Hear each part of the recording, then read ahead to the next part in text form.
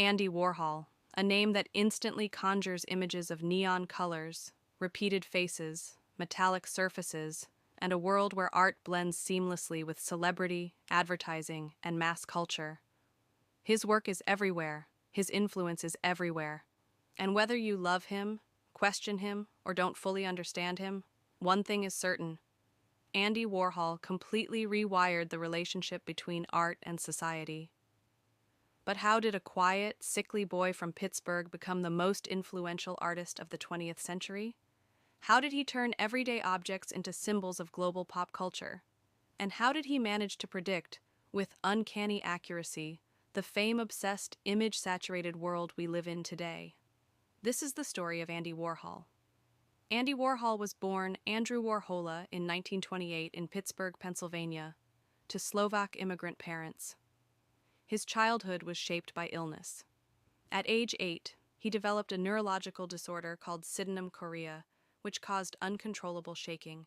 For long periods, he was confined to his bed, isolated from the outside world, but this isolation became the birthplace of his imagination. He spent the days drawing, tracing, and collecting celebrity photographs from magazines. He became obsessed with the magic of fame: glamorous people, polished photos, movie stars smiling from glossy covers.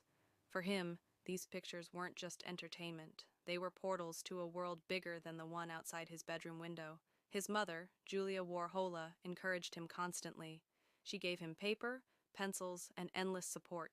She herself was an artist. Known for her decorative handwriting and folk-style drawings, Andy admired her creativity deeply. And in those quiet hours, the hours he spent sketching, dreaming, and studying celebrity images, the seeds of pop art were planted. By the time Andy reached high school, his artistic talent was undeniable. His teachers noticed his unusual ability to simplify forms, to draw quickly, to capture the essence of an image without overthinking it.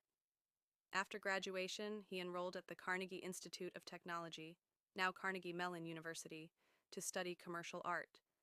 At Carnegie, Andy learned traditional drawing, painting, and design, but he was always restless, always pushing boundaries. He gravitated toward a whimsical, messy, almost childlike visual style. Professors sometimes criticized him, but Andy didn't care. He wasn't trying to paint like everyone else. He was trying to paint the world as he saw it: repetitive, imperfect, artificial, and strangely beautiful. He mastered his early signature technique, the blotted line method, a process of inking one page, pressing another onto it, and pulling them apart to create a faint, uneven line. It looked fragile, human, slightly broken, and it became his artistic fingerprint. In 1949, diploma in hand, Andy packed his bags. Destination: New York City. When Andy arrived in New York, he changed more than his address. He changed his identity. Dropping the A from Warhola, he introduced himself as Andy Warhol, a cleaner, sharper name that matched his ambitions.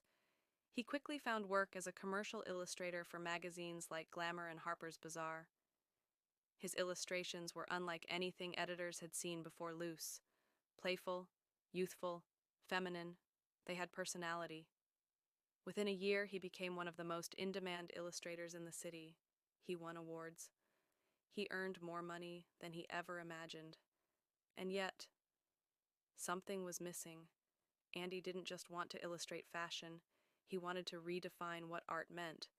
But in the 1950s, fine art was dominated by large, emotional, abstract paintings, works by Jackson Pollock and Willem de Kooning.